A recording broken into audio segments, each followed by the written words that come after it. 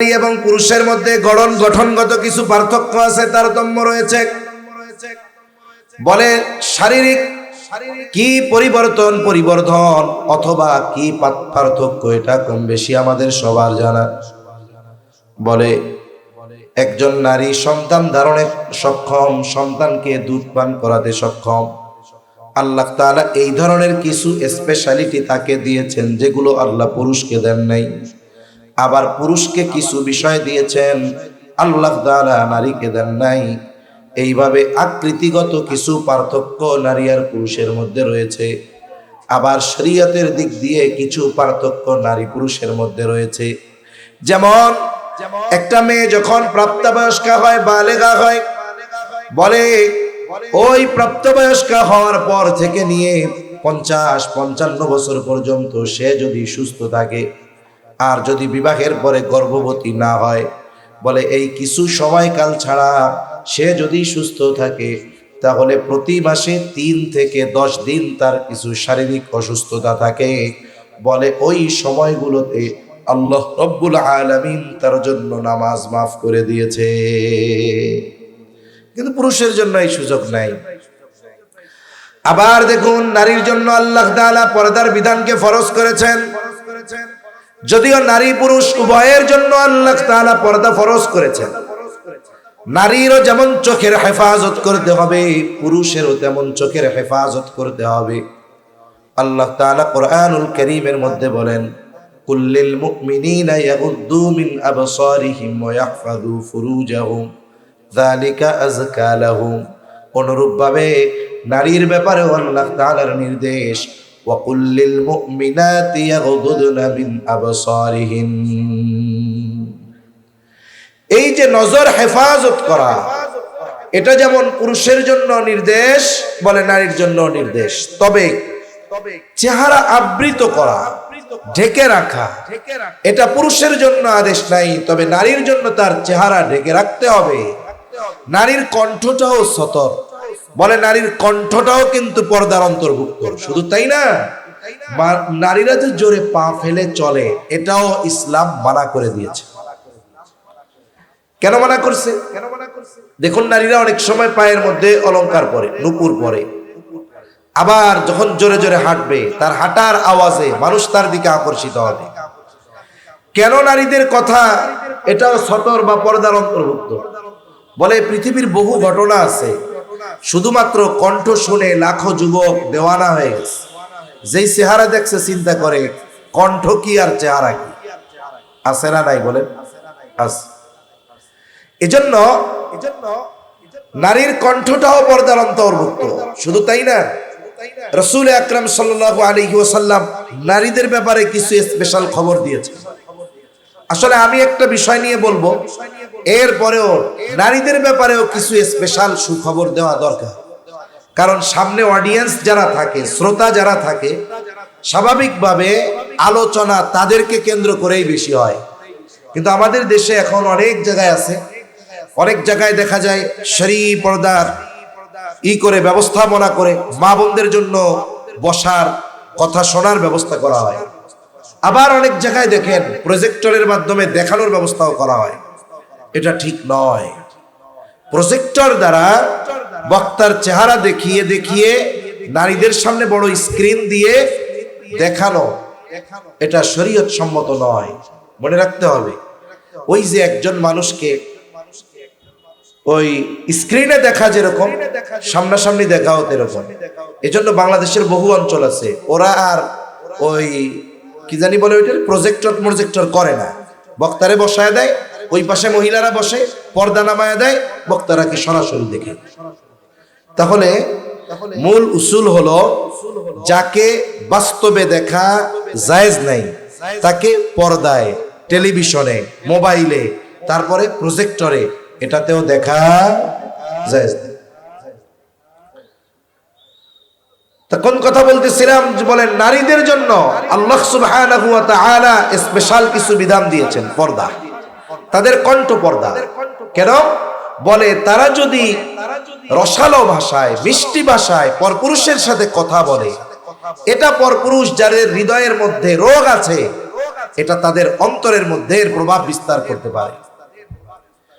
এজন্য রাসূলুল্লাহ সাল্লাল্লাহু আলাইহি ওয়াসাল্লামের সহধর্মিনীদেরকে আল্লাহ সুবহানাহু ওয়া তাআলা স্ট্রেট ফরওয়ার্ড কথা বলার জন্য আদেশ দিয়েছেন।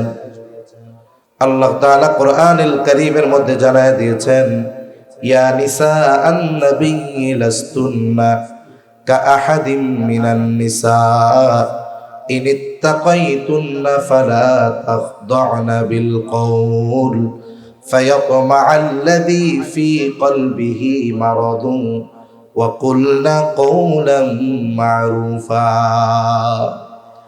সেই সোনালী যুগের মানুষ যারা, ওই সময় তো পাপের কাজ করা কঠিন ছিল।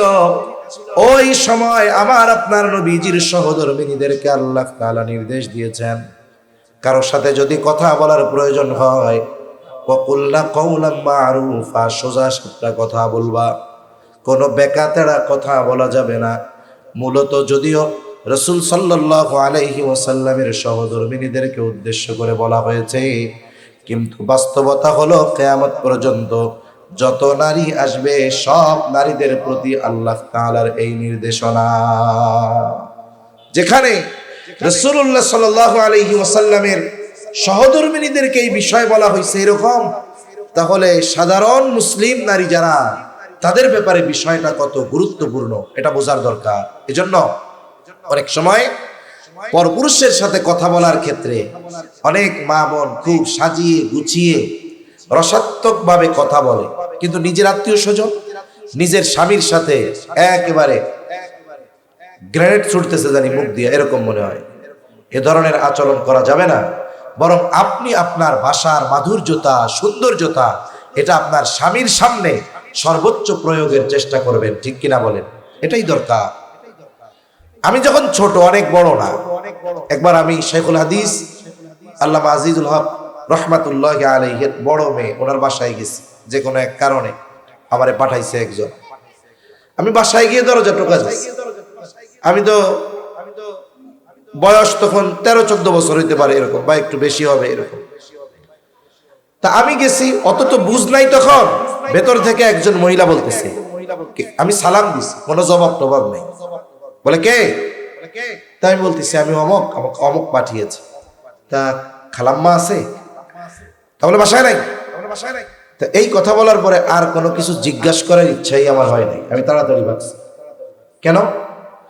এর অনুধাবন বাস্তবিকভাবে আমার পরবর্তীতে হলো। ওই সময় তো আমি আরো খারাপ লাগছে যে এক বাসায় গেছি, আমার বাসায় কেউ আসলে জিজ্ঞাসা করি কেমন আছেন, কমপক্ষে না থাকলেও বসতে দেই, একটু চা খাইতে দেই। তখন আমি চিন্তা করলাম, এরা তো শেখুল হাদিসের আত্মীয় স্বজন, তাদের আওলাদ। এরা বুঝে যে পুরুষ মানুষ যত ভালো হোক না কেন, তার অন্তরের মধ্যে কি আছে এটা কেউ জানে না। এজন্য দেখুন, আমি আর তারে কিছু জিজ্ঞাসা করার জন্য ইচ্ছুক হই নাই। হয়তো যদি এমন হতো, ওইখানে যদি এমন কোনো ব্যক্তি হতো আর ভেতর থেকে ওই নারী কণ্ঠের আওয়াজটা মোলায়েম নরম ভাষায় আসতো, তাহলে এই কথাকে দীর্ঘায়িত করার প্রচেষ্টা হয়তো বাইরে থেকে পুরুষ করবেন। এজন্য নারীদের প্রতি কথা বলার নির্দেশনা পরপুরুষের সাথে এই রকম, যেন একটা কথা বলার পরে পরেরটার জিজ্ঞাসা করতে তার ইচ্ছা না হয়। আর যদি এমনটা হয় তাহলে কি হবে? পরবর্তীতে মোবাইলে হলেও দেখবেন রং নাম্বারে খালি মিস কল দিয়ে গুতাইছে। এজন্য নারীদের কণ্ঠ এটাও হাজার পুরুষের জন্য পাপের কারণ হয়ে যেতে পারে। নারীরা চলাচল করবে, বলে তাদের চলাচল এমন ভাবে হবে যেন আওয়াজ না হয়। এখন তো আমাদের দেশের এমন অবস্থা, গোটা পৃথিবীতেই এরকম। এক সময় তো নুপুর দিয়ে, পায়ে নুপুর দিত, চলতো, আওয়াজ হতো। বলে এখন নুপুর লাগে না, হাই হিল শক্ত স্যান্ডেল গুলা দিয়া রাস্তায় যখন হাঁটে তখন বোঝা যায় একজন নারী যাচ্ছে।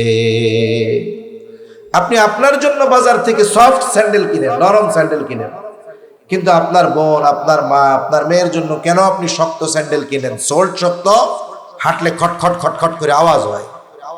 এজন্য তারা পথ চলবে, এতেও যেন কোনো আওয়াজ না হয়।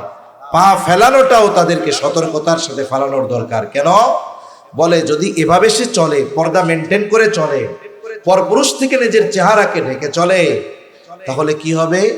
বলে তার জন্য জান্নাতে যাওয়া সহজ হয়ে যাবে। সুবহানাল্লাহ বলেন। আমাদের দেশে কত মানুষ অনেক সময় ফতোয়া দেওয়ার ক্ষেত্রে, মাসালা বলার ক্ষেত্রে যারা বিজ্ঞ মুফতি তাদের বিষয়টাকে ফলো করতে হয়। আমরা সস্ত জনপ্রিয়তার জন্য মানুষের চাহিদা মোতাবেক অনেক আলেম ফতোয়া দিয়ে দেয়। এতে ক্ষতি কি হয়?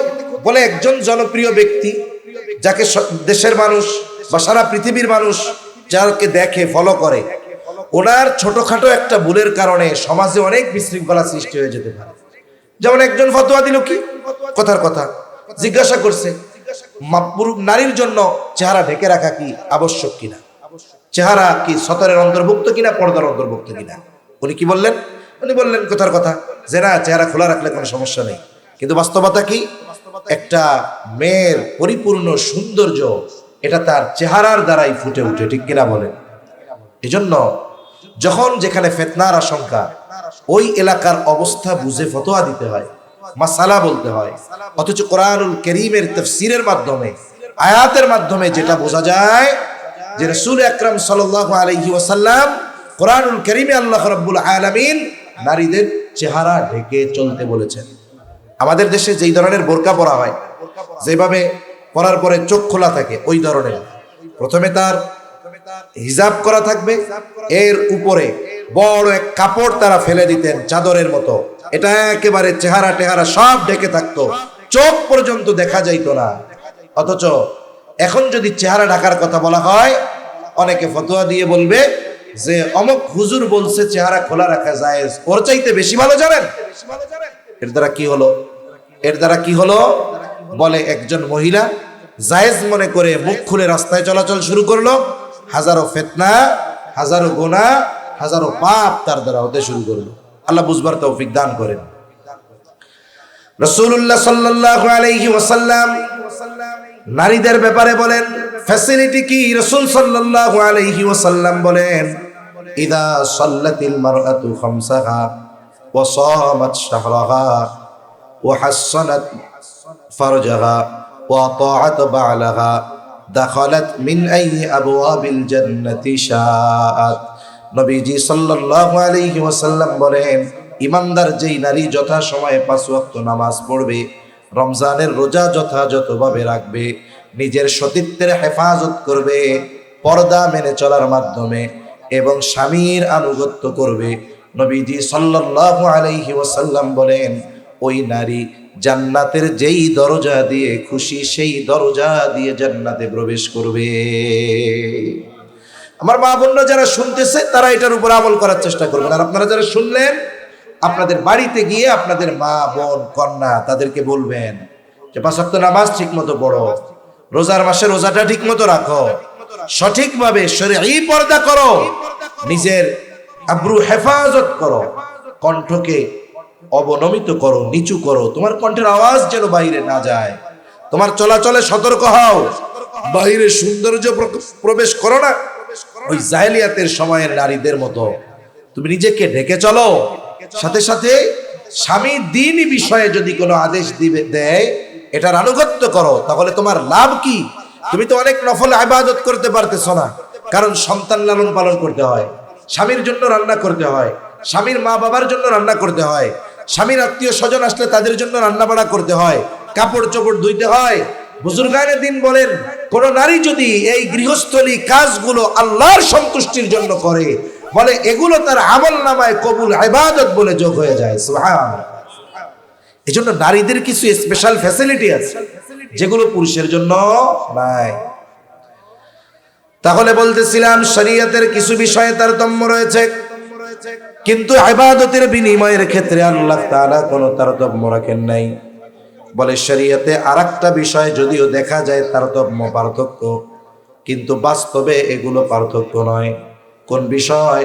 বলে সম্পদ বন্টনের ক্ষেত্রে ইসলাম যেই সিদ্ধান্ত দিয়েছে, আল্লাহ তাআলার সিদ্ধান্ত কোরআনুল কারীমের মধ্যে যে 2 জন কন্যা যেই পরিমাণ সম্পদ পাবে, একজন ছেলে সেই পরিমাণ সম্পদ পাবে, অথবা একজন সন্তান যেই পরিমাণ ছেলে সন্তান সম্পদ পাবে, বলে তার অর্ধেক একজন কন্যা সন্তান পাবে। এই যে পিতার সম্পদের যেই বন্টন রীতি, এটা দুনিয়ার কেউ করেন নাই, এটা করেছেন কে? আরো জোরে বলেন কে? আল্লাহ তাআলা করেছেন। কিন্তু ইসলাম বিদ্বেষীরা যেই বিষয়গুলো নিয়ে ইসলামের উপরে আঘাত করে, এর মধ্যে একটা হলো এইটা যে তারা বলতে চায় ইসলাম নারীদেরকে ঠকিয়েছে। কেন? বলে পুরুষের চাইতে অর্ধেক দিছে নারীরে। নাউজুবিল্লাহ। এক নম্বর বিষয়, এই সিদ্ধান্ত যেহেতু আল্লাহ তাআলার, এখানে কোনো বেইনসাফি হয় নাই। বেইনসাফি হইছে বলার সুযোগ আছে? নাই। আল্লাহ রাব্বুল আলামিন বলেন, ইউসিকুমুল্লাহু ফি আওলাদিকুম লিয-যাকারি মিসলু হাযযিল উনসায়াইন। আল্লাহ তাআলা বলেন ইউসিকুমুল্লাহু ফি, যে আল্লাহ তাআলা তোমাদের সন্তানদের ব্যাপারে তোমাদেরকে ওসিয়ত করতেছেন, মানে তোমাদেরকে আদেশ দিচ্ছেন, লিয-যাকারি মিসলু হাযযিল উনসায়াইন, ছেলে সন্তানের জন্য দুই কন্যা সন্তানের সমপরিমাণ। এখন এই সিদ্ধান্তটা আল্লাহ তাআলার, কিন্তু দেখতে তো দেখা যায় পুরুষের বেশি নারীর কম, কিন্তু বাস্তবতা এটা নয়। একটা উদাহরণ দিলে বুঝতে সহজ হবে। মনে করেন একজনের বেতন হলো 50,000 টাকা, আর একজনের 25,000 টাকা। বলেন তো 25 বেশি না 50 বেশি? কিন্তু যে 50,000 টাকা বেতন পায়, বলে তার খরচের শেষ নাই। মাস শেষে দেখা যায় তার কোনো টাকা পয়সা বাঁচে না, বরং কোন মাসে মানুষের কাছ থেকে আরো খরচ নেওয়া লাগে, ধার নেওয়া লাগে। কিন্তু যার 25,000 টাকা বেতন, মাসে খরচ 10,000, 12,000, সর্বোচ্চ 15,000, মাস শেষে 10, 12, 14,000 টাকা তার থেকে যায়। বছর শেষে দেখা গেল এক ব্যক্তি সারা বছর প্রতি মাসে 50,000 টাকা ইনকাম করার পরেও বছর শেষে তার হাতে কোনো কিছু নাই। আর একজন 25,000 টাকা তার অর্ধেক পাওয়ার পরেও বছর শেষে তার ডানে লক্ষ টাকার উপরে জমা। এখন বলেন তো বাস্তবিক অর্থে লাভবান কে, 50,000 ওয়ালা নাকি 25,000 ওয়ালা? 25,000 ওয়ালা লাভবান, যদিও এর কম। বলে কেন? নারী যদিও অর্ধেক, লাভবান সে। শরীয়তে এমন একটা খাত দেখান যেই জায়গায় নারীকে খরচ করতে বাধ্য করা হয়েছে। আছে এরকম একটা খাত যে জায়গায় নারীর জন্য খরচ বাধ্যতামূলক, যেই জায়গায় নারীকেই খরচ করতে হবে, এরকম কোনো খাত নাই। উল্টা পুরুষ তার জীবনের পদে পদে খরচের খাতের কোনো অভাব নাই। ঠিক কিনা বলে? যেই সমস্ত মানুষ বলে যে ইসলাম নারীদেরকে ঠকিয়েছে, তাদের জানতে হবে ইসলাম পূর্বকালীন সময় নারীদের অবস্থা কি ছিল। ইসলাম পূর্বকালীন সময়ে তো নারীদেরকে সমাজের বোঝা মনে করা হতো।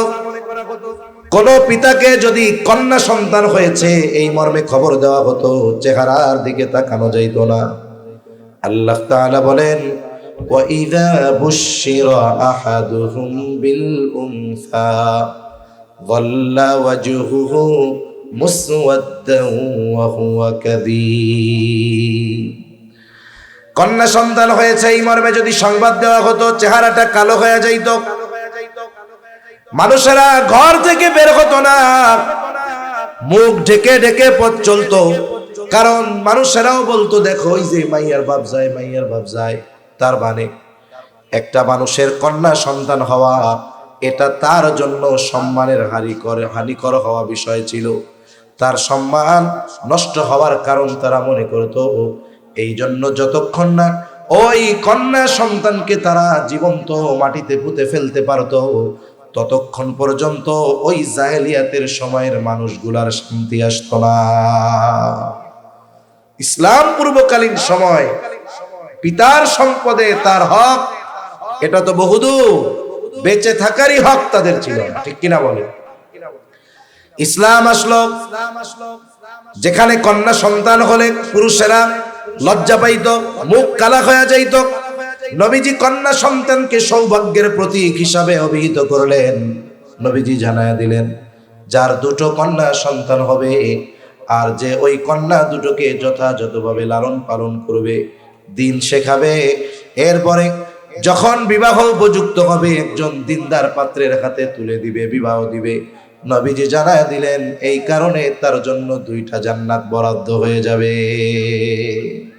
2 জান্নাতের মালিক সে হয়ে যাবে। যদি মেয়ে আরো বেশি হয়, যথাযথভাবে কন্যা সন্তানের ব্যাপারে এই দায়িত্ব পালন করতে পারে, তাহলে আল্লাহ রাসূল সাল্লাল্লাহু আলাইহি ওয়াসাল্লাম যতজন কন্যা ততগুলো জান্নাতের সুসংবাদ তাকে দিয়েছেন। সুবহানাল্লাহ। আবার দেখুন, একটা পিতার কন্যা সন্তান হয়েছে। এখন এই কন্যা সন্তান যখন বাবার ঘরে থাকবে, বাবা এই কন্যা সন্তানের খরচ চালাতে বাধ্য। কতদিন চালাবে? বলে একটা মেয়ে যতদিন না তার বিবাহ হবে ততদিন পর্যন্ত ওই পিতা তার খরচ চালাতে বাধ্য। আবার যদি তার ছেলে হয়, ছেলের ক্ষেত্রে কতদিন বাধ্য? বলে ছেলে যতদিন নাবালক থাকবে ততদিন। একটা ছেলে যখন বালেগ হয়ে যায়, প্রাপ্তবয়স্ক হয়ে যায়, বলে এরপর থেকে তার বাবা যদি চায় ওই ছেলের খরচ বহন করতেও পারে, নাও পারে, সেটা বাবার ইচ্ছা। এখন বালেগ কতদিনে হয়? হাদিসের মধ্যে আসছে আহাদুল বুলুগ, বালেগ হওয়ার সর্বশেষ সময়সীমা হলো 15 বছর। বলে এটা ইংরেজি হিসাবে নয়, আরবি হিসাবে 15 বছর। তার মানে আপনি যদি খ্রিস্টীয় বর্ষ হিসাব করেন 14 বছর 7 মাস। একটা ছেলের যখন বয়স হয়ে যাবে তাকে নাবালক বলার আর কোনো সুযোগ নাই, সে তখন বালেগ হয়ে যায়। এর আগেও হতে পারে, 13 বছরেও বালেগ হতে পারে, 12 বছরেও হতে পারে, 13.5 বছরেও হতে পারে। তার মানে একটা ছেলে যখন বালেগ হয়ে যাবে, তার পিতা যদি তাকে বলে এখন থেকে তোমার স্কুলের খরচ আমি দিতে পারবো না, তোমার টিউশনির টাকা দিতে পারবো না, প্রাইভেটের টাকা দিতে পারবো না, বলেন তো এই কথা বলার অধিকার পিতার ছেলের ব্যাপারে আছে না নাই? কিন্তু মেয়ে বালেগ হওয়ার পরে 20 বছর বয়স, 22 বছর, 24 বছর, বিবাহ হয় না, বলেন তো বাপ বলতে পারবে তোর বিয়ে হয় না কে, যা কামাই করে আমারে খাওয়া? অধিকার আছে? অধিকার নাই। বলে কতদিন? যতদিন না তার বিবাহ হবে ততদিন পর্যন্ত ওই মেয়ের খরচ চালাতে পিতা বাধ্য, কোনো সন্দেহ নেই। এরপরে যখন মেয়েটাকে বিবাহ দেওয়া হবে, মনে করেন ছেলেটা বাংলাদেশের সর্বোচ্চ শিক্ষিত, দেখতেও অনেক সুদর্শন। এইবার ছেলেটা যদি মেয়ে পক্ষকে বলে শুনেন আমাকেও আপনাদের পছন্দ, আপনাদের মেয়েকেও আমার পছন্দ, তবে একটা শর্ত। কি শর্ত? বলে বিবাহের পরে আমি আপনার মেয়ের কোনো খরচ বহন করতে পারবো না, আপনারা আপনাদের মেয়ের সব খরচ বহন করবেন। বলেন তো এই শর্ত দিয়ে কোনো ছেলে যদি কোনো মেয়েকে বিবাহ করতে চায়, ওই মেয়ের বাবা যতই দরিদ্র হোক না কেন, আর ওই ছেলে যত উচ্চ শিক্ষিত আর সুন্দর হোক না কেন, লাঠি দিয়া পিটানি ছাড়া আর কিছু ওর নসিবে হবে না। ঠিক কিনা বলে? পিটাবে আর বলবে তোর বিবাহ করতে বলছে, ভাগ বেটা এই জায়গা থেকে। তার মানে দেখেন, একটা ছেলে যখন বিবাহ করতে যাবে, 1 নাম্বার তাকে মোহরানা দিতে হবে। এখন তো অনেক সময় মোহরানার টাকা নিয়ে বাবারা ব্যবসা করে। কি মনে করে যে যে জামানা চলতেছে, আমার মেয়েও তো ডিজিটাল স্মার্ট, কি অবস্থা হয় না হয়, ঘর কয়দিন করতে পারে তার ঠিক নাই, 20 লাখ কাবিন নামা ধরে রেখে 20 লাখ ধরে মোহরানায়। কেন? চিন্তা করে যদি কোনো সময় আমার মেয়ে উল্টাপাল্টা করে, বিরক্ত হয়ে যদি ছেলে পক্ষ ছেড়ে দিতেই চায়, বলে 20 লাখ তো নিবই নিব, আরো মামলা হামলা করে আরো 20 লাখ, যাক একটা উপায় তো হবে। তার মানে নিয়ত শুরুতেই খারাপ। আর ছেলে পক্ষ চিন্তা করে কাগজে কলমে লেখে লেখুক, পারলে দিমু না পারলে নাই, এরকম কোনো সুযোগ নাই। সেজন্য ছেলের উপার্জনের উপরে নির্ভর করে সে যেটা দিতে পারবে সেই পরিমাণ মোহরানা লিখতে হবে। বলে এর চাইতে বেশি লেখা ওই ছেলের উপরে জুলুম করা হবে। ঠিক কিনা বলে? এখন তো কোটি টাকার কাবিন দিয়েও সংসার টিকে না 1 বছর, কিন্তু অনেক মুরব্বী আছে জিজ্ঞাসা করেন একেবারে অল্প কয় টাকা কাবিন, বুড়া বুড়ির 60 বছর পার হয়ে গেছে, দাঁত পড়ে গেছে, চামড়া ঘুষায় গেছে, কিন্তু তাদের মধ্যে হৃদ্রতা, মহব্বত, ভালোবাসা কমে নাই। ঠিক কিনা বলেন? সেজন্য এই মোহরানা এটা দিতে হয় পুরুষকে। মোহরানার মালিক কে? বলে নারী। কে বলেন? নারী। উল্টা তার মোহরানার টাকা দিতে হবে, এটা তার হক। সাথে সাথে ওই মোহরানার টাকা তার বাবারও নেওয়ার অধিকার নাই। কোন বাপ যদি এই চিন্তা করে মেয়ের নামে মোটা অঙ্কের মোহরানা আদায় করে এটা আমি ভোগ করবো, বলে এই সুযোগ বাবার নাই, এটার মালিক হলো ওই মেয়ে। মোহরানার টাকা মাফ করার অধিকার কারো বাবার নাই, মেয়ের বাবারও নাই, ওটা মেয়ে। সে যদি তার স্বামীকে স্বইচ্ছায় ক্ষমা করে দেয় এটা তার ব্যাপার। তার মানে আমি যেটা বলতে চাচ্ছি, যখন মেয়েটা স্বামীর ঘরে যাবে, প্রথমত যে তাকে বিবাহ করবে তাকে মোহরানা দেওয়া লাগবে। দ্বিতীয়, তার সব খরচ বহন করার দায়িত্ব নিতে হবে। খাদ্য, বস্ত্র, চিকিৎসা, বাসস্থান সহ যত খরচ আছে সব কিছুর খরচ বহন করার প্রতিশ্রুতি দেবার পর এরপরে সে কবুল শব্দটা বলতে পারে। তার মানে মেয়ে যখন বাবার ঘর থেকে স্বামীর ঘরে গেল, এখানেও তার কোনো খরচ নাই, সব খরচ বহন করবে তার স্বামী। এরপরে যখন হায়াত চলতেছে ঠিক মতো, স্বামী দুনিয়ায় নাই, আল্লাহ সন্তান দিয়েছে, সন্তানদের উপরে আল্লাহ তাআলা স্পেশাল ভাবে বিধান নাজিল করে দিয়েছেন যে এই সন্তানেরা বাবা নাই, তার ওই বৃদ্ধ মা তার যত ধরনের খরচ দরকার, প্রয়োজন দরকার, সব ধরনের প্রয়োজন মেটানোর জিম্মাদারি আল্লাহ তাআলা সন্তানদের দিয়ে দিয়েছে। তাহলে একটা নারী জন্ম থেকে নিয়ে মৃত্যু পর্যন্ত তার জন্য এমন কোন খরচের খাত নাই যেটাকে আল্লাহ তাআলা আবশ্যকীয় করে দিয়েছেন। ওই জায়গায় তার সব ইচ্ছাধীন, তার উপরে কোনো জিনিস খরচের ক্ষেত্রে আল্লাহ চাপায়া দেন। কিন্তু মেয়ের ছেলের ক্ষেত্রে দেখেন, বিবাহ করবে খরচ, বাপ হবে, বিয়ে করবে খরচ, বাপ হবে খরচ, খরচের উপরে খরচ। এখন যদিও দেখা যায় নারীর দ্বিগুণ দেওয়া হয়েছে পুরুষকে, কিন্তু বাস্তবতা হলো এরকম যে নারীর কোনো খরচ নাই, যা আছে তাই থাকে। আর পুরুষকে দেওয়া হয়েছে দ্বিগুণ ঠিক, কিন্তু তার খরচের কোনো শেষ নাই। ঠিক কিনা বলেন? সার্বিক দৃষ্টিকোণ থেকে এই বন্টন, এটা নারীদেরকে ঠকানো হয় নাই, এখানে আল্লাহ তাআলা ইনসাফ প্রতিষ্ঠা করেছেন। ঠিক কিনা বলেন? এটাই ন্যায় বিচার। কিন্তু ইবাদতের ক্ষেত্রে আল্লাহ তাআলা তারতম্য করেন নাই। আল্লাহ রাব্বুল আলামিন সুস্পষ্টভাবে বলেছেন, মান আমিলা সালিহাম মিন যাকারিন আও উনসা ওয়া হুয়া মুমিন। আল্লাহ তাআলা বলেন, যেই নারী অথবা পুরুষ নেক আমল করে আর সে মুমিন। সোজা কথা হলো, মুমিন নারী অথবা পুরুষ নেক আমল করলে আল্লাহ তাআলা তাদেরকে দুই ধরনের পুরস্কার দিবেন।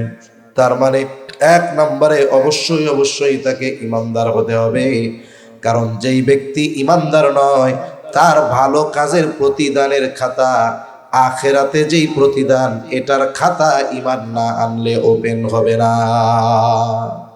এই পৃথিবীতে কাফেররা অনেক ভালো কাজ করে, বলে তাদের ভালো কাজের যেই প্রতিদান ওটা আল্লাহ যা দেওয়ার দুনিয়ায় দিয়ে দেন। কাফেরদের ভালো কাজের কোনো প্রতিদান আখিরাতে নাই, সব মন্দ কাজের প্রতিদান হবে। আর ঈমানদার, তার ভালো কাজের প্রতিদান আল্লাহ দুনিয়ায়ও দেন, আখিরাতেও দিবেন। এজন্য একটা বিষয় খেয়াল রাখবো, আল্লাহ তাআলার যত আদেশ নিষেধ আছে সব যদি মেনে চলি, বলেন তো লাভ শুধু আখিরাতে না দুনিয়ায়ও আছে? দুনিয়ায়ও আছে। তাহলে এক নাম্বার কম্পালসারি শর্ত হলো ঈমান।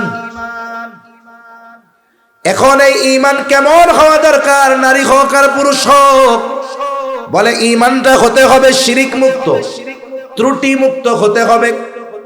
শুধুমাত্র আল্লাহ তাআলাকে স্রষ্টা বলে বিশ্বাস করার মাধ্যমেই একটা ব্যক্তি পরিপূর্ণ ঈমানদার হয়ে যায় না। মক্কার কাফেররাও স্রষ্টা হিসাবে আল্লাহ তাআলাকে বিশ্বাস করত। এ কথা আমার নয়, স্বয়ং আল্লাহ রাব্বুল আলামিন কোরআনুল কারীমের মধ্যে বলেন, আমার আপনার নবীজিকে উদ্দেশ্য করে আল্লাহ তাআলা বলেন, ওয়ালা ইন সাআলতাহুম মান খালাকাস সামাওয়াতি ওয়াল আরদা লায়াকুলুন্নাল্লাহ। আল্লাহ তাআলা বলেন, আপনি যদি মক্কার মুশরিকদের কাছে জানতে চান, তাদেরকে যদি জিজ্ঞাসা করেন মান খালাকাস সামাওয়াতি ওয়াল আরদ, আসমান এবং জমিনের স্রষ্টা কে, আপনি যদি মক্কার মুশরিকদেরকে এই প্রশ্ন করেন, আপনার প্রশ্নের জবাবে তারা কি বলবে? যা বলবে আল্লাহ তাআলা দুইটা তাকিদ যোগ করে বলেন, লা ইয়াকুলুন্নাল্লাহ। আল্লাহ তাআলা বলেন, অবশ্যই মক্কার মুশরিকরা বলবে আসমান জমিনের স্রষ্টা হলেন আল্লাহ। আল্লাহ রাব্বুল আলামিন আরেক জায়গায় বলেন, ওয়ালা ইন সাআলতাহুম মান নাযালা মিনাস সামাই মাআন ফাআহইয়া বিহিল আরদ বা'দা মাউতিহা। আল্লাহ তাআলা বলেন, আপনি যদি মক্কার মুশরিকদেরকে জিজ্ঞাসা করেন, মান নাযালা মিনাস সামাই মাআ, কে আসমান হতে পানি বর্ষণ করে, কে বৃষ্টি দেয়, শুধু তাই না, ফাআহইয়া বিহিল আরদা বা'দা মাউতিহা, ওই বর্ষিত পানির দ্বারা কে মৃত জমিনকে পুনরুজ্জীবিত করে। এখানে মৃত জমিন দ্বারা উদ্দেশ্য হলো ফসল উৎপাদনের অনুপযুক্ত জমিন। আপনাদের আশেপাশে ধান চাষ করে এমন জমিন আসেনি? বলেন তো, চৈত্র মাস যখন জমিনটা শুকনা ঠনঠনা হয়ে যায়, বলেন তো ওই জমিনের মধ্যে যদি কেউ জমিনকে প্রস্তুত না করে শক্ত জমিনের উপরে ধানের চারা রোপণ করে, ধান হবে নাকি? কিন্তু যদি বৃষ্টি পড়ে, আধা ঘন্টা বৃষ্টি নামলে জমিনটা নরম হয়ে যাবে, ফসল উৎপাদনের উপযুক্ত হয়ে যাবে। এখন যদি আগাছা সাফ করে ওই জায়গায় ফসল রোপণ করা হয়, আল্লাহ যদি কোনো বিপদ আপদ মুসিবত না দেয়, ফসল হবে। তার মানে ফসল উৎপাদনের অনুপযুক্ত জমিন হলো মৃত জমিন, আর উৎপাদনের উপযুক্ত জমিন হলো জীবিত জমিন। আল্লাহ তাআলা মূলত এই কথাই বলেন, হাবিব আপনি যদি তাদের জিজ্ঞাসা করেন আসমান হতে বর্ষণ করে, পানি বর্ষণ করে কে, শুধু তাই না, ওই বর্ষিত পানির দ্বারা ফসল উৎপাদনের অনুপযুক্ত জমিনকে কে ফসল উৎপাদনের উপযুক্ত করে তোলে, ওরা ওদের দেব দেবীদের কথা বলবে না। আল্লাহ তাআলা বলেন, লা ইয়াকুলুন্নাল্লাহ, অবশ্যই অবশ্যই তারা বলবে এগুলো যিনি করেন তিনি কে। আরো জোরে বলি, কে? আল্লাহ। এই বিশ্বাস কাদের? কাফেরদের। কোন কাফের? আবু জেহেল, উতবা, সাইবা ওদের। আবার আল্লাহ তাআলা এক জায়গায় বলেন, ওয়ালা ইন সাআলতাহুম মান খালাকাহুম লা ইয়াকুলুন্নাল্লাহ, আপনি যদি মক্কার মুশরিকদেরকে জিজ্ঞাসা করেন তাদের স্রষ্টাকে, এই পৃথিবীতে কোটি কোটি মানুষ আছে এমন যারা বলে কোনো স্রষ্টা নাই, এমনি এমনি আমরা হয়েছি, আবার মরার পরে মাটির সাথে পচে গলে মিশে যাব। নাস্তিক, স্রষ্টায় অবিশ্বাসী, এইরকম মানুষ এই দুনিয়ায় আছে না নাই? কিন্তু মক্কার মুশরিকেরা তারা তো এই ব্যাপারেও বিশ্বাসী ছিল যে আমাদের স্রষ্টা আল্লাহ। এজন্য আল্লাহ তাআলা বলেন, আপনি যদি তাদের জিজ্ঞাসা করেন তাদের স্রষ্টাকে, তারা বলবে না এমনিই হয়ে গেছি, বরং এই ব্যাপারেও তারা বলবে লা ইয়াকুলুন্নাল্লাহ, অবশ্যই অবশ্যই আমাদের স্রষ্টা হলেন আল্লাহ। এই বিশ্বাস মক্কার মুশরিকদের ছিল। এখন সমস্যা কোথায় তাদের? বলে সমস্যা হলো তারা আল্লাহর জাতের ব্যাপারে অস্বীকারী ছিল না, কিন্তু আল্লাহর সাথে এমন কিছু শিরিক তারা করত যার কারণে এই বিশ্বাস আল্লাহ তাআলার কাছে মূল্যহীন হয়ে গেছে। আল্লাহর সাথে মূর্তি দাঁড় করায় দিত, কইতো যে এইটারও এই ক্ষমতা আছে। মানে আল্লাহ তাআলার যেই ক্ষমতাগুলো আছে এগুলো ওরা মনে করত কিছু বস্তুর মধ্যেও এই ক্ষমতা আছে, এই জন্য মূর্তি বানাইতো, বলতো এই মূর্তির মধ্যে এই ক্ষমতা আছে, এটাও আমাদের দিতে পারে। অথচ ওই জিনিস দেওয়ার ক্ষমতা একমাত্র কার? আমাদের দেশে অনেক মানুষ আছে বিভিন্ন জায়গায় গিয়ে, কবরে গিয়ে, মাজারে গিয়ে, মাজার ওয়ালার কাছে সন্তান চায়, সম্পদ চায়, সম্মান চায়, ক্ষমতা চায়, আছে না নাই? অভাব নাই। বাংলাদেশে কোটি কোটি মানুষ আছে এরকম, পীর পূজা করে, মাজার পূজা করে, কবর পূজা করে, মাজারে কবরে গিয়ে সেজদা দেয়, আছে না নাই? ওরে যদি জিজ্ঞাসা করেন তোর রব কে, ও বলবে আল্লাহ। তোরে বানাইছে কে? বলবে আল্লাহ। আসমান জমিন বানাইছে কে? আল্লাহ। আবার সেজদা দিচ্ছে কোথায়? কবরের সামনে, মাজারের সামনে। অনেক সময় অনেক ভণ্ড পীর দাবি করে তাদের সামনে সেজদা দিচ্ছে। এখন বলুন তো, ওরা তো মূর্তির সামনে মাথা নত করতো, ওরা কবরের সামনে করে। ওই মুশরিক আর এই জামানার কবর পূজারী, মাজার পূজারী, পীর পূজারী, আহলে হক পীর অনেক আছে, তারা তো ভিন্ন। বলেন তো, এই পূজারী যেগুলো, এগুলোর সাথে আর ওই আবু জেহেল, উতবা, সাইবাদের সাথে কোনো তফাৎ আছে? তফাৎ নাই। এজন্য বুঝতে হবে, একটা ব্যক্তি শুধু এই কথা বলার দ্বারা সে প্রকৃত ইমানদার হয়ে যাবে না। বরং আল্লাহ তাআলার জাত, সিফাত, আল্লাহ তাআলার সত্তা, গুণাবলী সব কিছুর উপরে যথাযথভাবে তাকে ঈমান আনতে হবে এবং এই বিশ্বাস বাস্তবে পরিণত করতে হবে। যদি না করে তাহলে তার ওই ঈমান তাকে আখিরাতে সফলতা প্রদান করতে পারবে না। এজন্য আল্লাহ আমাদের সকল ধরনের শিরিক থেকে বেঁচে থাকার তৌফিক দান করেন। এই যে সেজদা দেয় কবরে, মাজারে, বলেন তো সেজদার একমাত্র হকদার কে? তাহলে আপনি যখন আরেকজনকে সেজদার হকদার বানায় ফেললেন, তাহলে সমকক্ষ দাঁড় করানো হলো কার সাথে? এজন্য শিরক জঘন্য এক পাপ। যারা শিরকের সাথে জড়িত, এই পাপ ছাড়া আল্লাহ অন্যান্য পাপ এমনিই মাফ করে দিবে। কিন্তু যদি শিরকের পাপ আল্লাহর কাছে ক্ষমা না চায়, তওবা না করে, তাহলে আল্লাহ তাআলা মাফ করবে না। এজন্য কিছু কিছু শিরক আছে যেগুলো মানুষের ঈমানকে পুরো ধ্বংস করে দেয়। আল্লাহ আমাদের এই ধরনের পাপ থেকে বেঁচে থাকার তৌফিক দান করেন, বলি আমিন। তাহলে এক নাম্বার আমার আপনার ঈমানটা হতে হবে শিরক মুক্ত ঈমান।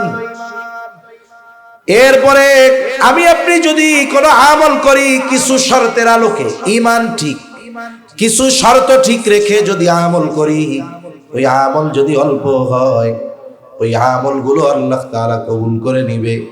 এই জন্য নবীজিও বলেন, আখলিস দীনাকা ইয়াকফিকাল আমালুল কলিল। তোমার ঈমান খাঁটি করো, অল্প আমল নাজাতের জন্য যথেষ্ট হয়ে যাবে। তাহলে দুনিয়া আখিরাতে যদি আল্লাহর কাছে উত্তম প্রতিদান চাই, এক নম্বরে আমাদেরকে শিরক মুক্ত ঈমান অর্জন করতে হবে। আল্লাহ তৌফিক দেন, বলি আমিন। এরপরে কি? আমলে সালেহ।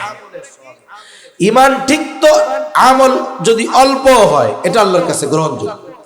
তবে এই আমলগুলো কিছু শর্তের আলোকে যদি করা যায়, ছোট হলেও তার দাম আল্লাহর কাছে বেড়ে যায়। এখন আমলগুলো যে আমরা করব, ঈমান তো ঠিক আছে, আমলের ক্ষেত্রে কি করব? এক নাম্বার, আমরা যেই আমলটা করি না কেন, সেটা যত ছোট হোক, আমরা আমাদের আমলটা একমাত্র কার সন্তুষ্টির জন্য করব? বলেন। আমাদের নিয়ত থাকবে যে আমরা আল্লাহর সন্তুষ্টির জন্য আমলটা করতেছি।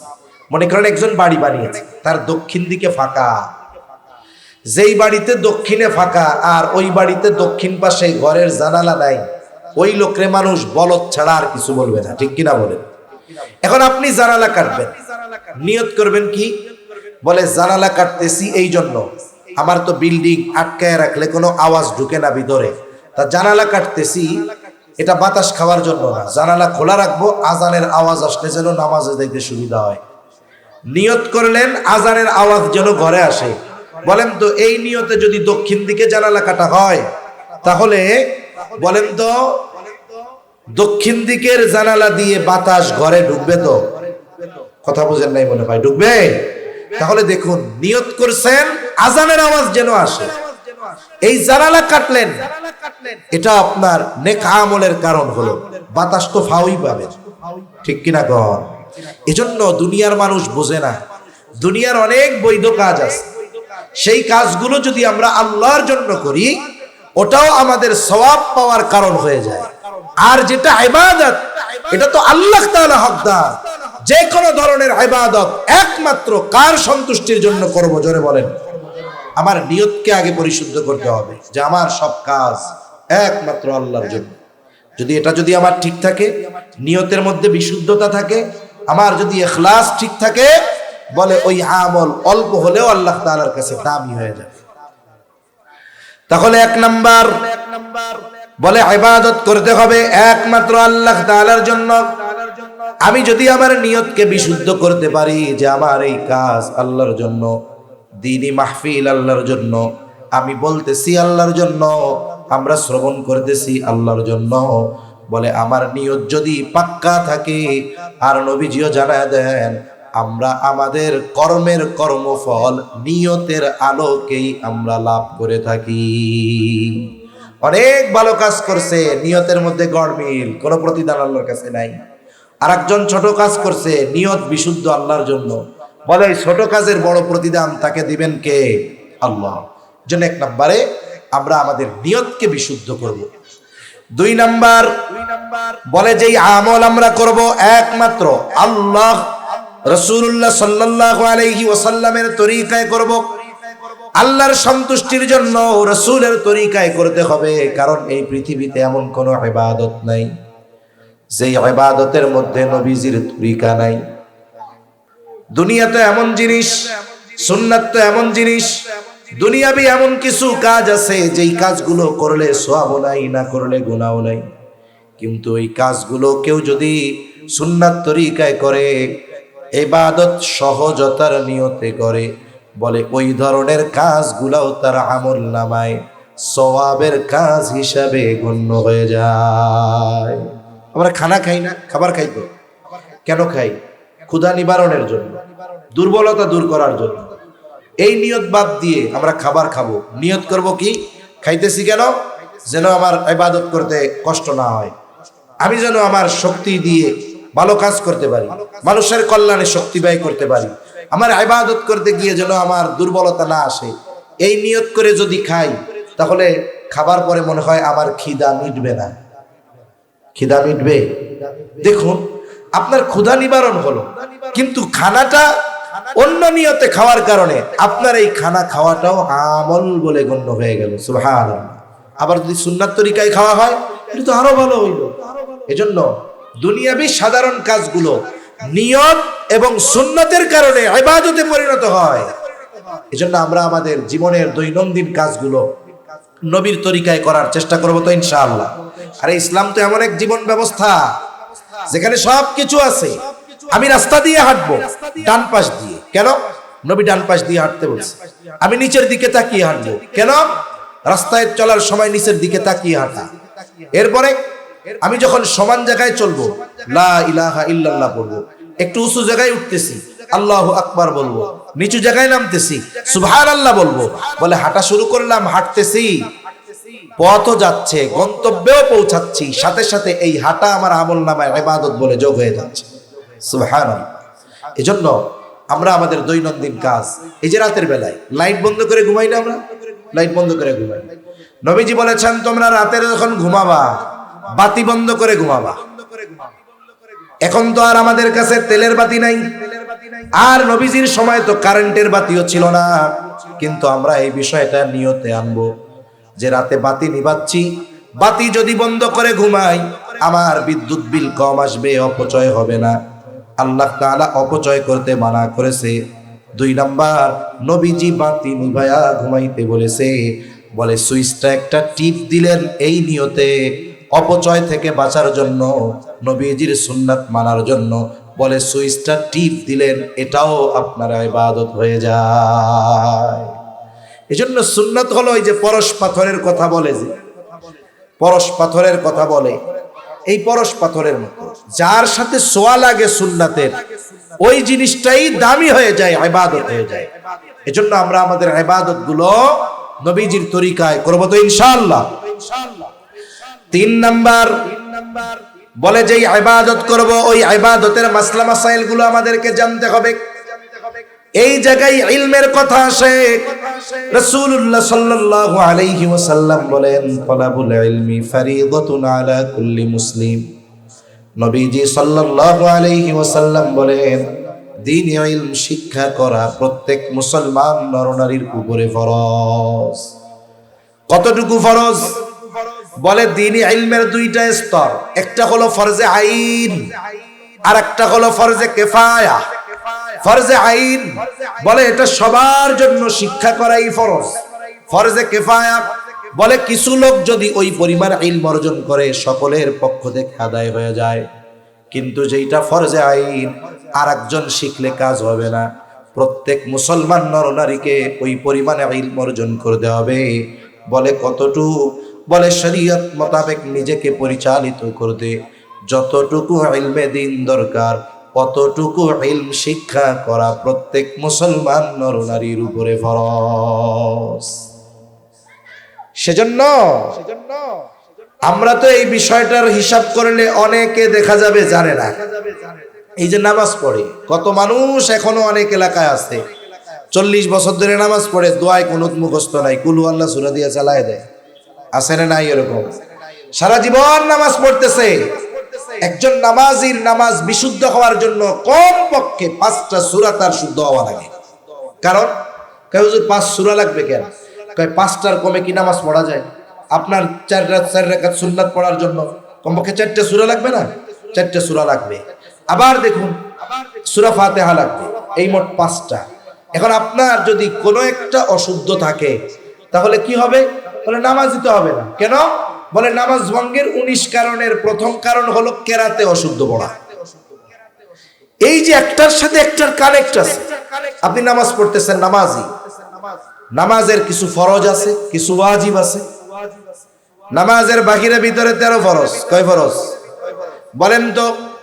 এই 13 ফরজ থেকে যদি একটি ফরজ ওই নামাজের মধ্যে না পাওয়া যায়, বাদ যায়, ছুটে যায়, বলেন তো নামাজি টের পাক আর না পাক তার নামাজ কিন্তু থাকবে না।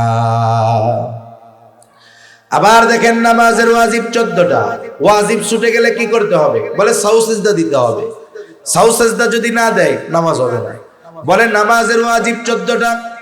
এখন যদি নামাজি এই 14টা ওয়াজিব না জানে, যদি কোনো একটা ওয়াজিব তার থেকে ছুটে যায়, সে টেরও পাবে না, বুঝতেও পারবে না, জানতেও পারবে না। যেহেতু জানতে পারে নাই, সাউ সিজদাও দিবে না। সাউ সিজদা দিবে না, তার নামাজও হবে না।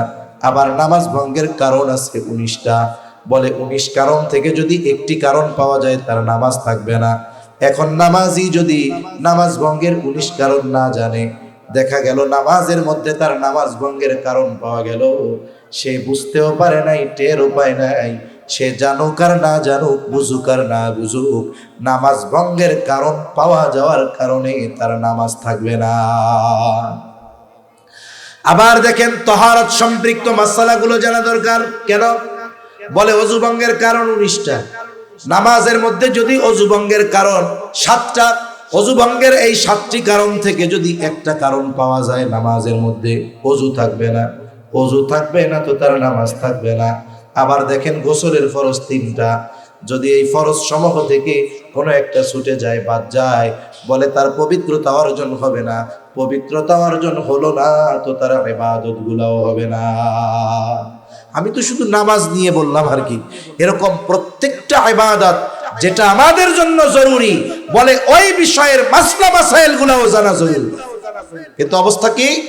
অনেক জায়গার মুসল্লি না জানলেও ইমামের কাছে শিখতে চায় না। কেন? কারণ ইমামের উপরে গরম গরম কথা কয়। ওই ইমাম যদি জানতে পারে যে এই মুসল্লি দোয়ায় কোনো জানে না, তাহলে ইজ্জত থাকবো? শরম পাইবো, তাই না? এই জন্য ইমামের সামনে শিখতে চায় না, বলতে চায় না। আচ্ছা, আপনি এই ইমামের কাছে লজ্জার কারণে আপনি আপনার অজানা বিষয়গুলো তার থেকে জানতেছেন না, লজ্জা পাইতেছেন। লজ্জার কারণে কি হলো? তার ইবাদত হচ্ছে না। এখন ইবাদত না হওয়ার কারণে কি হবে? আখিরাতে সাইজ আছে না নাই? জোরে বলেন, আছে না নাই? এখন বলেন, দুনিয়ায় ইমামের কাছে লজ্জা পাওয়া ভালো নাকি আখিরাতে শাস্তি পাওয়া ভালো? ইমামের কাছে লজ্জা পাওয়া ভালো না? তাহলে আমাদের যাদের মনে হয় যে না আমরা ফরজ পরিমাণ ইলম অর্জন করতে পারি নাই, আপনি যদি আপনার মসজিদের ইমাম সাহেবকে গিয়ে বলেন যে ইমাম সাহেব, আমরা তো ফরজ পরিমাণ ইলম আমাদের মধ্যে আছে কিনা জানি না, কিন্তু যতটুকু ইলম শেখা ফরজ, আমরা তো কাজের মানুষ, ব্যস্ত মানুষ, রাতের বেলা সময় ছাড়া সময় পাই না। আমাদের এশার পরে আধা ঘন্টা 1 ঘন্টা সময় দিয়ে আমাদের মাসলা মাসাইল গুলো শিখায়া দেন, সূরা কেরাত গুলো শুদ্ধ করায়া দেন। বলেন তো বাংলাদেশের কোন ইমাম বলবে যে আমার টাইম নাই, পারবো না? এরকম কেউ আছে বলার মতো? বরং স্বতঃস্ফূর্ত ভাবে দায়িত্ব নিয়ে আমরা যারা পারি না আমাদেরকে তারা শিখিয়ে দিবে। কিন্তু আফসোস, ওই যে আমি যে সূরা ফাতিহা শুদ্ধ পারি না, এটা যদি যাই না যায় ইজ্জত থাকবো? এই জন্য আমার সূরা কেরাত শুদ্ধ করার দরকার নাই, ইমাম সাহেবের কাছে লজ্জা পাওয়ার দরকার নাই। এই লজ্জা ভাঙতে হবে। এই লজ্জার কারণে আমার ইবাদত নষ্ট হচ্ছে, আমল নষ্ট হচ্ছে, আখিরাতে শাস্তির ভান্ডার জমা হচ্ছে আমার জন্য। এজন্য আমরা শিখবো। আল্লাহ তৌফিক দান করেন, বলি আমিন। 3-4 নাম্বার যেই জিনিসটা লাগবে, বলে তার উপার্জন এবং খাবার উভয়টা হালাল হতে হবে। শুধু খাবার হালাল হলে হবে না, উপার্জনের উৎসটাও হালাল হতে হবে। এই জন্য অনেক সময় অনেক মানুষ বিভিন্ন জায়গায় কর্ম করে, খুব পরিশ্রম করে। এক যুবক এসে বলে, ভাই ঢাকায় আমি একটা রেস্টুরেন্টে চাকরি করি, 12 ঘন্টা ডিউটি, একটুও ফাঁকি দেওয়ার উপায় নাই, পুরো আমার হালাল ইনকাম। তা তুমি কোন রেস্টুরেন্টে চাকরি করো? বলে অমুক চাইনিজ রেস্টুরেন্টে। তোমার কাম কি? বলে মানুষজন আসলে তাদেরকে ড্রিঙ্ক সাপ্লাই দেওয়া। ড্রিঙ্ক মানে বুঝেন তো, মানে মদ সাপ্লাই দেওয়া। আমি তাদের কাছে নিয়ে মদ নিয়ে দেই, সে খায়ও না ধরেও না। কাস্তাগফিরুল্লাহ, ওইটা আমি ধরি না, আমি প্লেটটা নিয়ে খালি দিয়ে আসি। আমি বলি শোনো, আল্লাহ রাসূল সাল্লাল্লাহু আলাইহি ওয়াসাল্লাম হাদিসের মধ্যে জানিয়েছেন, যেই মানুষগুলো মদের সাথে কোনো না কোনো ভাবে সম্পৃক্ত, তাদের সকলের উপরে কার লানত? আল্লাহর লানত। বলে যে মদ পরিবেশন করে, ওই যে চাকরি করতেছে, সার্ভ করতেছে, তার কাজ কি? অর্ডার দিছে, নিয়ে দিয়ে আসছে, এই কাজটাও যে করে তার উপরে আল্লাহ তাআলার লানত। এজন্য অনেক মানুষ পরিশ্রম করে ঠিক, কিন্তু সে কোন কাজটা করতেছে, ওই কাজটা শরীয়ত সমর্থিত কিনা, এই ব্যাপারে সে খেয়াল রাখে না। এজন্য আমাদের উপার্জনের উৎস কর্ম, এটাও হালাল হতে হবে। কেন? কারণ হালাল উপার্জন করা এটা গুরুত্বপূর্ণ একটি ইবাদত। কোন ব্যক্তি যদি হালাল উপার্জনের নিয়তে, হালাল খাবারের নিয়তে হালাল উপার্জন করে, বলে 5 ওয়াক্ত নামাজ ঠিক রেখে এই হালাল কর্মের মাধ্যমে সে হালাল উপার্জন করবে, তার কর্ম যত ছোট হোক না কেন ওটাও তার আমলনামায় ইবাদত বলে গণ্য হবে। সুবহানাল্লাহ। এজন্য নবীজি সাল্লাল্লাহু আলাইহি ওয়াসাল্লাম বলেন, কাসবুল হালালি ফরিদাতুম বাদাল ফরিদা, ফরজ ইবাদতের পরে অন্যতম ফরজ ইবাদত হালাল উপার্জন করা। এজন্য আমার আপনার উপার্জনের উৎস কর্ম, এগুলো যেন অবৈধ না হয়, হারাম না হয়, এ ব্যাপারে আমরা খেয়াল রাখবো।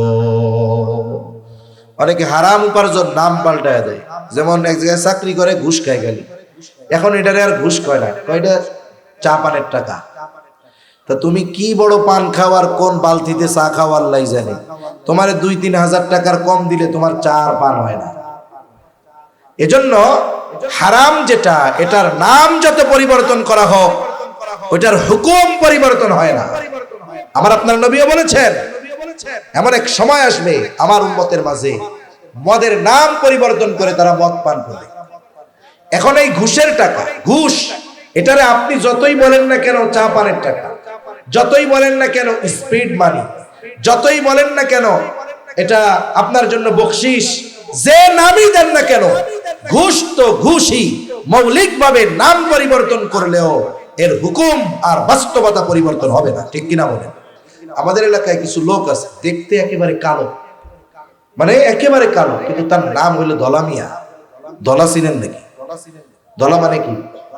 এখন বলেন, তোর নাম যত দলা মিয়া হোক না কেন, কিন্তু ওর চেহারা কি এই জন্য দলা হয়ে যাবে? আপনি এই ঘুষের টাকার নাম যত পাল্টায় দেন না কেন, ওটা কি বৈধ হয়ে যাবে? জন্য সুদ, ঘুষ সহ সকল প্রকার হারাম উৎস থেকে উপার্জন আমাদের বন্ধ করতে হবে। সাথে সাথে খাবারটাও হালাল হতে হবে, অথবা উভয়ের যদি যে কোনো একটা হারাম হয়, ওটা তো হারাম হয়ে গেল। আপনি হালাল উপার্জন করে হারাম কিনছেন, হবে না। উপার্জনও হালাল, খাবারটাও হালাল হতে হবে। তা না হলে কি ক্ষতি? বলে যারা হারাম খায়, হারাম উপার্জন করে, এদের অনেক বড় বড় ক্ষতি হয়। এরা এখন টের পায় না, এক সময় আল্লাহ টের পাওয়াই দিবে, কিন্তু তখন করার কিছু থাকবে না। অনেক ক্ষতি। 1 নাম্বার ক্ষতি, বলে যে হারাম উপার্জন করে, হারাম খায়, তার দোয়া আল্লাহ কবুল করেন না। এক ব্যক্তি দীর্ঘ পথ সফর করে আসছে, তার চুল উস্কো খুস্কো, চেহারা মলিন, কাপড়গুলো ধুলোয় মলিন হয়ে গেছে। লোকটা বায়তুল্লাহ ধরে ধরে দোয়া করতেছে খুব বিনয়ের সাথে। এই ব্যক্তির দোয়ার এই অবস্থা দেখে মানুষেরা বলতেছে, এই ব্যক্তির দোয়া আল্লাহ ফিরাইয়া দিতে পারেন না, তার মানে এই ব্যক্তির দোয়া কবুল হবেই হবে, আল্লাহ ফিরাবে না। কিন্তু তার বাস্তব অবস্থা আল্লাহ তাআলা আমার আপনার নবীকে জানিয়ে দিলেন। এইবার আমার আপনার নবী বলে, শোনো, আল্লাহ তাআলা ওই ব্যক্তির দোয়া কেমনে কবুল করবে? যার গায়ে হারাম টাকার পোশাক আর যার দেহটা হারাম খাবার দিয়ে গঠিত, তার দোয়া আল্লাহ তাআলা কেমনে কবুল করবে? তার মানে হারাম উপার্জনকারী, হারাম ভক্ষণকারী, তার দোয়া আল্লাহর কাছে কবুল হয়। 2 নাম্বার, তার ইবাদত কবুল হয় না। কারণ যার উপার্জন হালাল নয়, খাবার হালাল নয়, বলে সেটা তো অপবিত্র, পবিত্র খাবার নয়। আর আল্লাহ তাআলা বলেন, ইয়া আইয়ুহার রাসূলু কুলু মিনাত তাইয়্যিবাতি ওয়া'মালু সলিহা। আল্লাহ তাআলা সব রাসূলগণকে একই নির্দেশ দিয়েছেন, হে রাসূলগণ, কুলু মিনাত তাইয়্যিবাত, আপনারা পবিত্র খান, ওয়া আমালু সালিহা, আর আমলে সালেহ করেন। বুজুর্গানে দিন বলেন, এর দ্বারা এটাই বোঝা যায় যার খাবার পবিত্র নয় তার আমল আল্লাহ তাআলার কাছে কবুল হয় না। 3 নাম্বার বড় ক্ষতি, নবীজি বলেন, লা ইয়াদখুলুল জান্নাতা জাসাদুন গুদিয়া বিল হারাম। নবী আমার বলেন, হারাম ভক্ষণকারীর শরীর জান্নাতে প্রবেশ করবে না। তাহলে দুনিয়ার একটু সামান্য সময়ের মজা নেওয়ার জন্য, একটু ভালো খাওয়ার জন্য, ভালো পড়ার জন্য যেই মানুষগুলো হারাম উপার্জনের পথ বেছে নিয়েছে, হারাম খাবার বেছে নিয়েছে, বলে এই মানুষগুলার মতো কপাল পোড়া আর কেউ নাই। সেজন্য আমরা হারাম থেকে বাঁচবো তো ইনশাআল্লাহ। তাহলে এই শর্তগুলো ঠিক রেখে যদি আমল অল্প করি, কবুল করবেন কে? এখন এই নারী পুরুষ যদি এইগুলা ঠিক রেখে আমল করে, কয় ধরনের পুরস্কার যেন বলছিলাম? 2 ধরনের। কয় ধরনের? 2 ধরনের। প্রথম ধরনের পুরস্কার আল্লাহ দিবেন দুনিয়ায়। কারণ আমি শুরুতেই বলেছি, ইমানদার নারী পুরুষ যখন আমলে সালেহ করে, বলে তার এই ভালো কাজের প্রতিদান আল্লাহ কিছু দুনিয়ায় দেন। দুনিয়ায় কি দিবেন? আল্লাহ তাআলা বলেন, ফালানুহিয়ান্নাহু হায়াতান তাইয়্যিবা। এই ইমানদার নারী পুরুষকে আল্লাহ তাআলা হায়াতে তাইয়্যিবা দান করবে। হায়াতে তাইয়্যিবার লম্বা আলোচনা সংক্ষিপ্তভাবে বলি। আল্লাহ তাআলা তাকে সুখময়, পবিত্র, সুখময় এক জীবন দিবে, শান্তিময় জীবন দিবে, স্বল্পে তুষ্টতা দিবে। আল্লাহ তাআলা তার ইবাদতের মধ্যে মজা দান করবে, সাথে সাথে আল্লাহ তাআলা তাকে সম্মানজনক রিজিক দিবে। এটা দিবে দুনিয়ায়। বলেন তো, দুনিয়ায় কেউ যদি স্বল্পে তুষ্টতা অর্জন করতে পারে, ইবাদতের ক্ষেত্রে মজা অর্জন করতে পারে, প্রয়োজনীয় সম্মানজনক রিজিকের ব্যবস্থা যদি তার হয়ে যায়, এই দুনিয়ায় প্রকৃতপক্ষে একটা মানুষের জন্য আর কিছুর দরকার আছে নাকি? আল্লাহ বলেন দিয়া দিব। আখেরাতে কি দিবে? বলে আমরা যে আমল করি, মনে করেন একজন 100 বছর হায়াত পেয়েছে, এই 100 বছরে একটাও গুনাহ করে নাই। কথার কথা, 100 বছরে এক মুহূর্ত সে ঘুমায় নাই, 100 বছরে এক মুহূর্ত জরুরত ছাড়া তার কোন সময় জিকির ছাড়া যায় নাই, ইবাদত ছাড়া যায় নাই। এই রকম যদি কোনো ব্যক্তি 100 বছর ইবাদত করে, বলে আল্লাহ তাআলা এর বিপরীতে 100 বছর তাকে যেই নিয়ামত দিয়েছেন, বলে ওই 100 বছরের ওই রকম ইবাদত দিয়ে 100 বছরের নিয়ামত না, 1 বছরের নিয়ামতের প্রতিদান মূল্য ওই 100 বছরের ইবাদত দ্বারা করা সম্ভব নয়। তার মানে আমরা যে ইবাদত করি ওটা দিয়ে জান্নাত পাওয়া অসম্ভব। কিন্তু আল্লাহ বলেন, বান্দা আমার খাজানায় তো অভাব নাই। এখন তুমি যদি এই শর্তগুলো ঠিক রেখে করো, তাহলে কি হবে? ওয়ালা নাজজিয়ান্নাহুম আজরাহুম বিআহসানি মা কানু ইয়ামালুন। মূল কথা হইল, আমরা যে আমল করি আল্লাহ তাআলা এই আমলের বিপরীতে অতি উত্তম প্রতিদান আল্লাহ তাআলা আমাদের দান করবে। তার মানে আখিরাতে অনন্তকালের অফুরন্ত নিয়ামতে ভরপুর জান্নাতের মালিক হওয়া যাবে। এজন্য আমরা আমাদের ঈমানকে পরিশুদ্ধ করে, পুরুষ হোক আর নারী হোক, আল্লাহ তাআলার হুকুম আহকাম গুলো মেনে চলবো তো ইনশাআল্লাহ। আর বিশেষ করে আমাদের মা বোন যারা আছে, আপনারা শুধু যদি মনে করেন নামাজ রোজা করছেন, তাসবিহ তাহলিল পড়ছেন, এতেই শেষ, না না, অবশ্যই আপনাকে শরীয়তের স্পেসিফিক কিছু নির্দেশনা যেগুলো আপনাদের জন্য রয়েছে, বিশেষ করে পর্দার বিধান, স্বামীর আনুগত্যের বিধান, এই বিষয়গুলোর ব্যাপারে যত্নশীল হতে হবে। তাহলে আশা করা যায় আমরা দুনিয়ায়ও কামিয়াব, আখিরাতেও কামিয়াব। আল্লাহ সুবহানাহু ওয়া তাআলা আমাদের সকলকে কথাগুলো বুঝবার তৌফিক দান করেন। সকলে বলি আমিন। আরো জোরে বলি আমিন। ওয়া আখিরু দাওয়ানা আলহামদুলিল্লাহি রাব্বিল আলামিন। আসসালামু আলাইকুম ওয়া রাহমাতুল্লাহি ওয়া বারাকাতুহু।